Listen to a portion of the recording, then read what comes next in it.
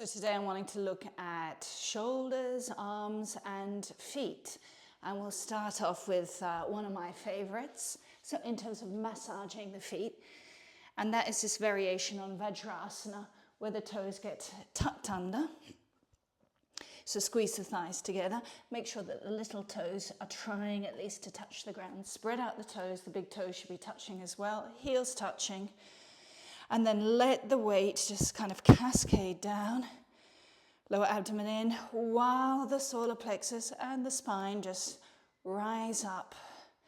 And we'll spend a moment breathing in this position. Now for some of us this is really agonizing, so when that's the case you just simply come out, putting your hands down and maybe stretching your legs, stretching your feet this way.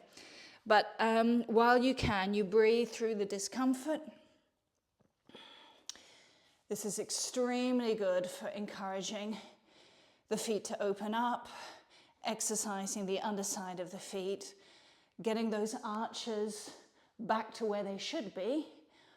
Often the function of the arches disappears as we get older as well, so this is a good way for keeping them moving. Together with, of course, then coming to do the traditional Vajrasana where the feet are flat on the ground and yet still the knees, the thighs, the heels remain together. So really try and bring the heels closer and closer without leaning back. Remember, lower abdomen in, solar plexus moving out 80 degrees between thighs and the front of your body. And feel the squeezing action of the thighs being nothing less than a base for the entire torso. And then one more time. So just spread out those toes as much as you can, making sure the big toes together and the little toes are on the ground. And then get all those other bits and pieces in place. Technique is really, really important. Even the tiniest detail can make or break an exercise or position. So be very, very attentive to doing everything in the right way so that you don't hurt your body.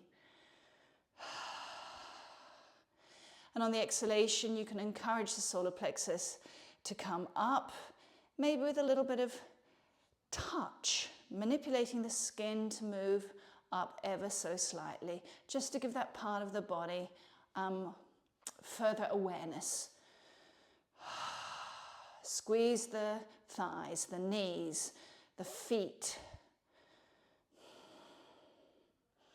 And be careful that your shoulders are nice and relaxed, that the weight of the arms is helping them to drop down towards the ground. And then returning to the normal Vajrasana. Again, providing that base so your spine can just fly away.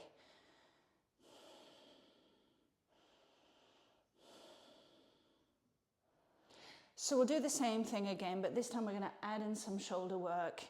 So entering into Vajrasana, or at least this varied Vajrasana, we'll interlace our fingers and just simply bring them behind our head, like so. So not the top part of the head, actually towards about the level of the ears, essentially. Keep on squeezing the thighs and knees, the heels together. And then as you expand that solar plexus, not only forward but up, really monitoring the lower abdomen, which continues moving in towards the spine. We're going to start to move our elbows back behind us. So there's this enormous stretching going on in the chest, in the armpits, in the shoulders. And don't resist it. Keep really nice and open in the throat. Do a couple of sighs just to allow you to release a little bit more easily into this shape you're creating. And feel this wonderful extension in the chest emerging. Okay, and then bring your hands down. Just take a moment to look and see which thumb you've got in front. And then just come out and have a break. Normal Vajrasana for a minute. And feel that how every time we enter and exit from these Vajrasana variations, it just gets easier and easier. The feet get more and more flexible and warmed up and juicy. One more time. Now this time we're going to have the other thumb that was in front. And when you're ready, place the hands behind your head. Monitor the 2 spots of your abdomen. And then you can start to extend the elbows back. If you want, you can also place a little bit of weight into the hands from your head, but that's an option. For some of us, this is really strong enough. And when in doubt, return to the lower abdomen, which should be entering strongly in towards the spine, as well as feeling the solar plexus slide up towards the head. Do at least one sigh to just make sure that your throat is nice and open. And then you can just come out and take a break in the normal Vajrasana. Now we'll do something else with the shoulders. Again, interlacing our fingers behind, but not our head, behind our back, like so. And again, monitoring the 2 points. Start to extend diagonally down towards the ground.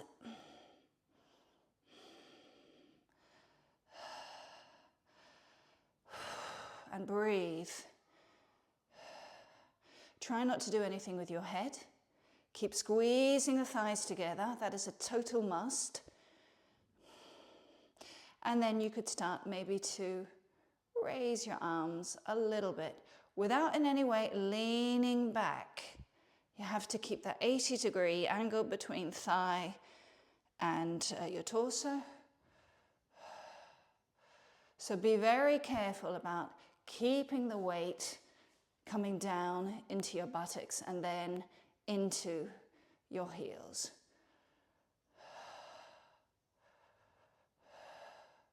And remember, the solar plexus moves not only forward, but it's got to roll up towards the ceiling. And then coming down with your hands, just having a break. Sigh. And as you sigh, feel the weight descend, but that doesn't drag you down. It's, if anything, invigorates the spine to move in the opposite direction. Now we'll have the hands clasped behind our backs one more time, but this time change the clasp. So if your left thumb was in front, it's now your right thumb, or vice versa. Squeeze the thighs, the knees, heels together. And then when you're ready, first things first, we're just going to start to extend our hands and arms diagonally towards the ground. Feel the impact that that has on your chest, on the solar plexus, the sternum.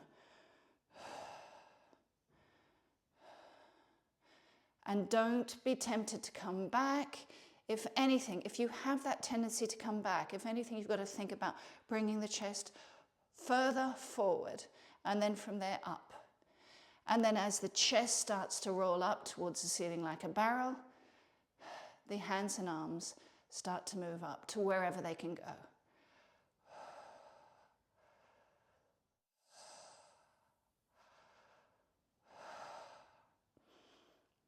And then you can just bring your hands down and come back to resting your hands on the thighs.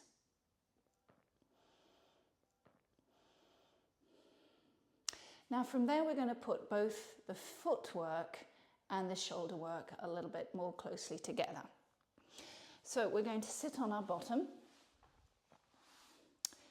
with our feet like so. And our hands are going to be behind like this. Make sure the hands are more or less in the same line. And then you're going to walk your feet together. And you notice that as you do this, your bottom is going to come up. And you're going to start to feel a lot of weight coming into your hands. Welcome that, don't resist. And feel the 10 bases of the fingers accepting that weight. So try and walk in as closely as you can, feet together.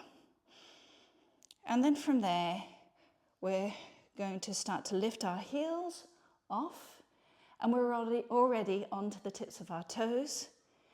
And with a retroversion, we're going to start to bring things forward.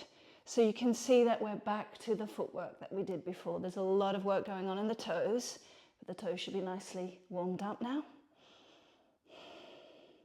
So just spend a moment like this, still trying to apply a certain amount of weight on the 10 bases of the fingers, and keep the retroversion. So remember, the pubic bone should be sliding strongly towards the chin, towards the head.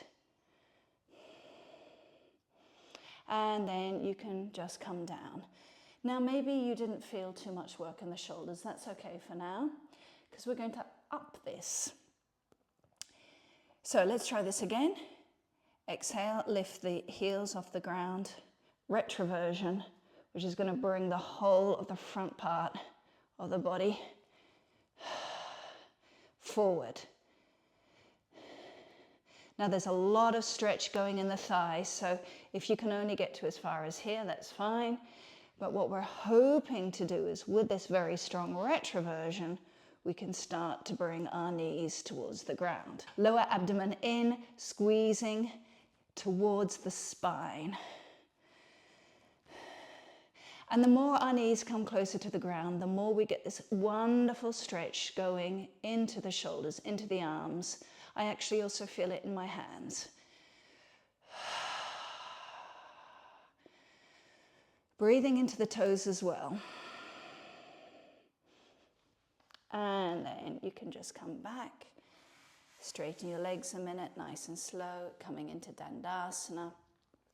We know already that if Dandasana is a problem, just to bend the legs, keeping the toes up towards the ceiling, and the chest moving both forward towards the knee and up towards the ceiling.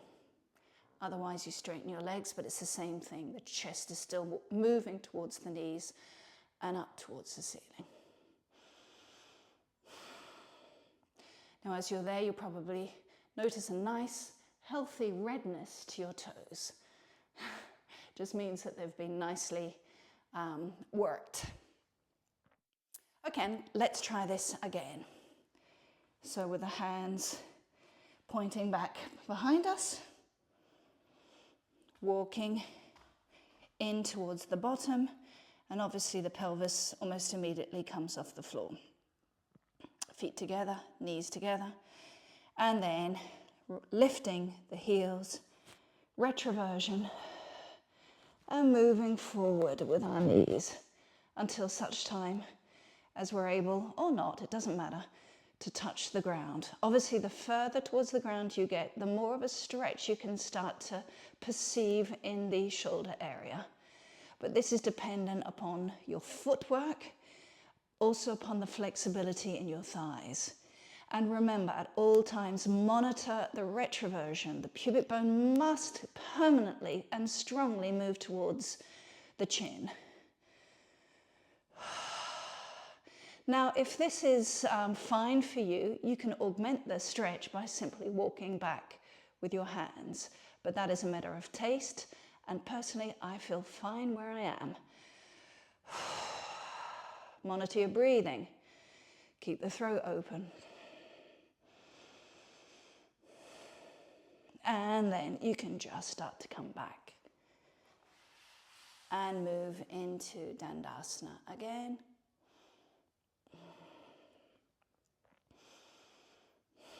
Big toes, the base of the big toes pushing away from you, the base of the little toes moving towards you.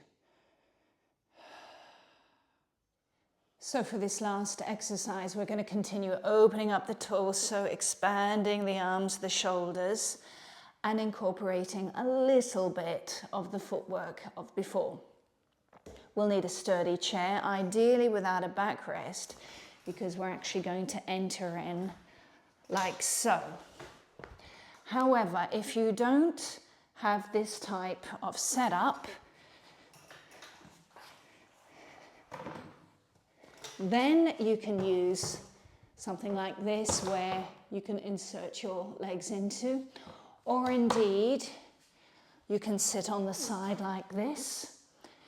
And what we'll do, ideally with a yoga mat so that the edges of the chair don't dig into you, we'll be lying down like so. But I'm going to return back to my yoga chair. So this is what we're going to do, supporting ourselves with our hands behind. We're going to lift our bottom and we're going to move it onto the edge of the chair like so. And we're going to lie down, and you notice that my head is still very much looking up. This is really, really important,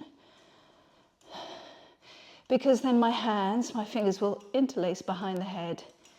And at that point, I can start to let my head move gently into my hands. And so at no point is there any kind of risk for my neck. And I can start to move as much or as little as I want.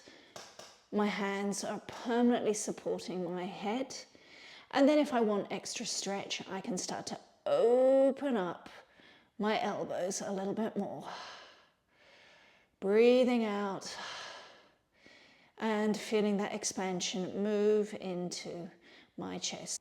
So please note that one part of the chair is supporting my pelvis, the lower abdomen. The other part of the chair is supporting my scapula, which more or less corresponds with the sternum, the solar plexus area. So again, even here, we're referring back to the 2 points that I permanently talk about in the torso. So let those points descend down and be supported by the chair.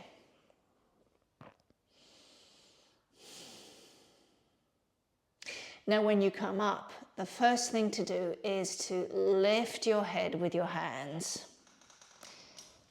Now, your head should be looking comfortably up at the backrest, or certainly comfortably up so you can see your knees and your thighs. When you're in that position, your head should be autonomous and it shouldn't need any more support. At that point, you can just simply put your elbows onto the base of the chair, lower abdomen in, and we can start moving our solar plexus forward and up. Now, it could be that you need to slide back a little bit more so your bottom is on the chair. Please do that. Maybe bring your hands to the seat of the chair. And then again, even here, we can just sit up at all times, monitoring the 2 points of our torso, and just spend a moment feeling what this passive stretch and its support via the chair has been able to do for your torso. Breathe a moment.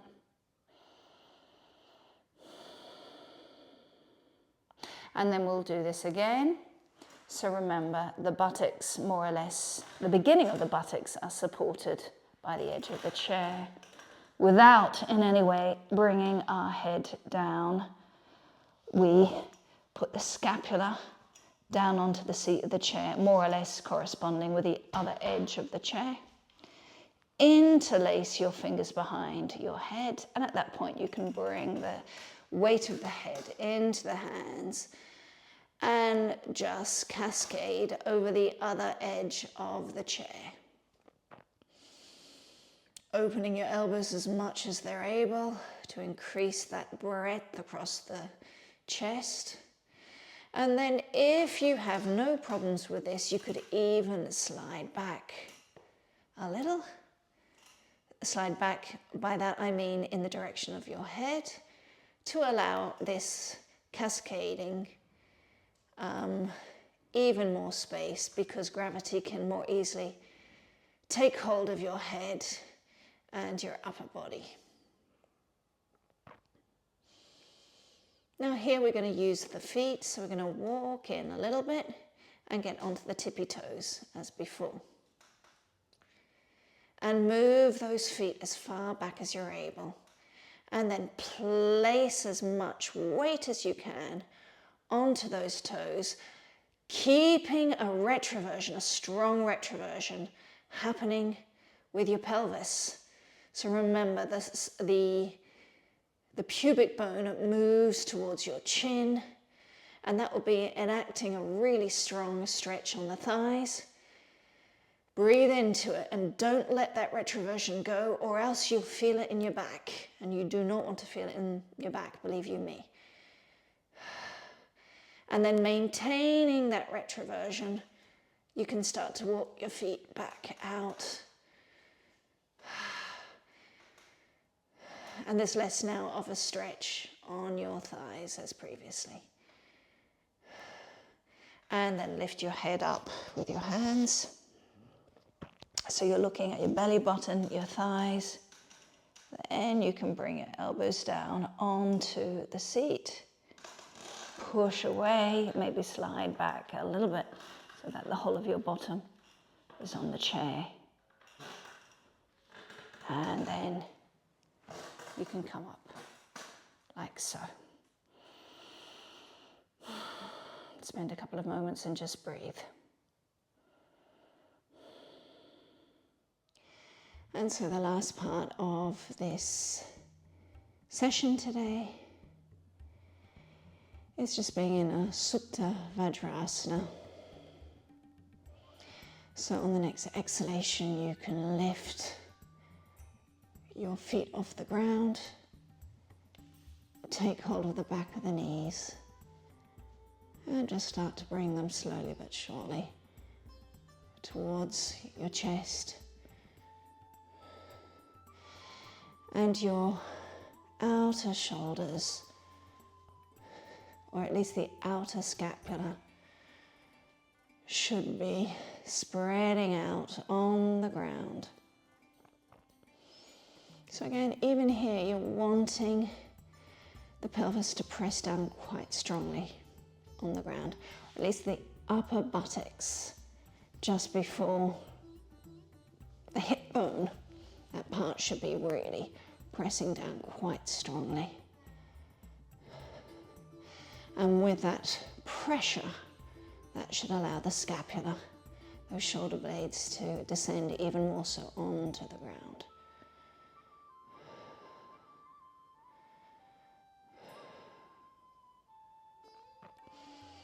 Every now and then do a wonderful sigh, let it all out.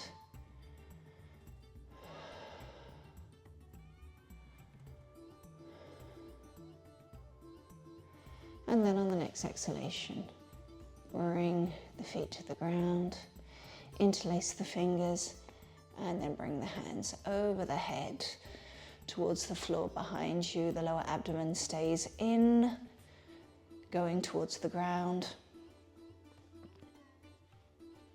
Make sure your feet are hips width apart. And then on the next exhalation, we're going to roll over, leaving our arms and our hands where they are. We're going to roll over to the right-hand side. Now, ideally, you're wanting the right knee to be touching the ground. I can't do it because I've got my cupboard. But every exhalation, you want to bring your knees, particularly the right knee, further and further to the ground. So you'll find that you're on the outer edge of the right foot and the inner edge of the left foot. Keep the lower abdomen moving in, solar plexus moving towards the head. And then you can just come back to the center. Change the clasp of the hands and then move to the other side. So exhale. We're rolling over to the left-hand side. Feet are active.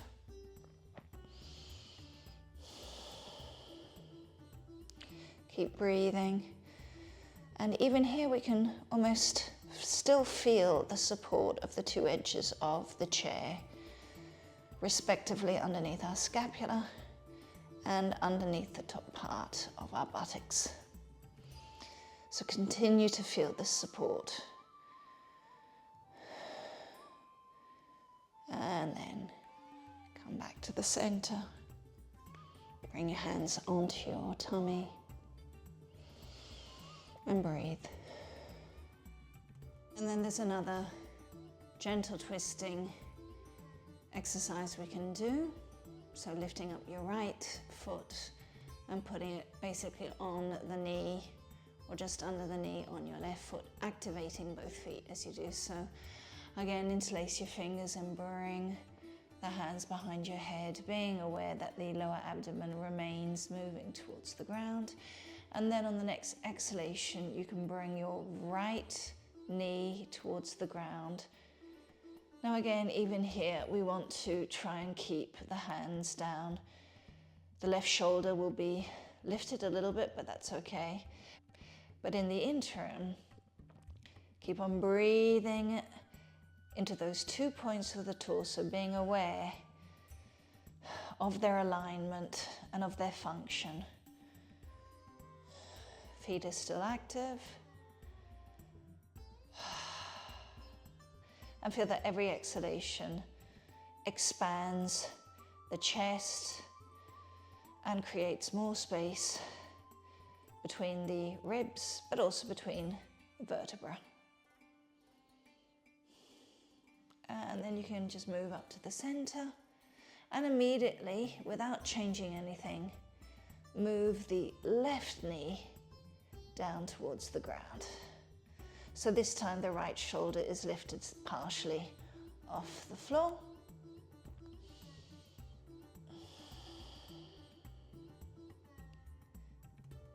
Just more the left hip that's wanting to move completely towards the ground. And the right shoulder resists coming too far off the ground. So by that kind of action, we maintain an openness in the chest area.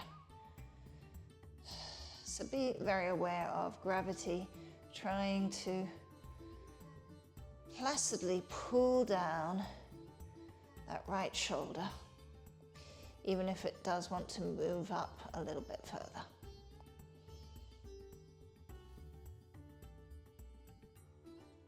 And then you can move back to the center, bring both feet to the ground and have a rest with the hands on the belly.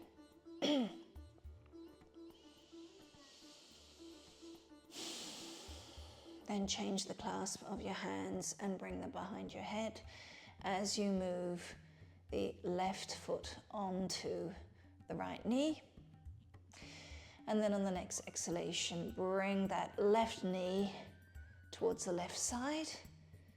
So coming fully onto the outer left hip and the inner right foot.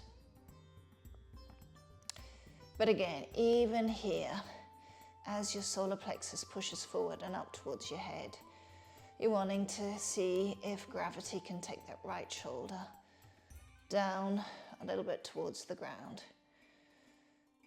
And feel how that action really opens up the whole of the chest. Lower abdomen is strongly working towards the spine. So the same considerations. And meanwhile, you're soft in your breathing.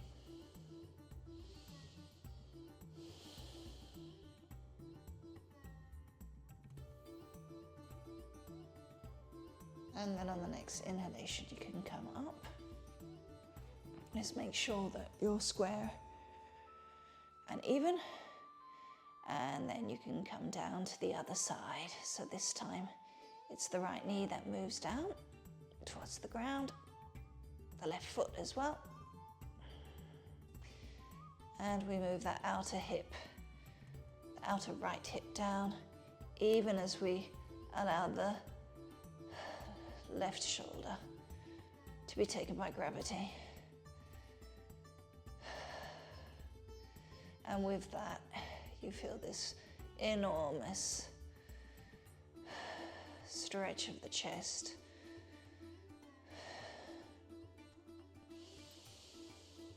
And you breathe into this space created.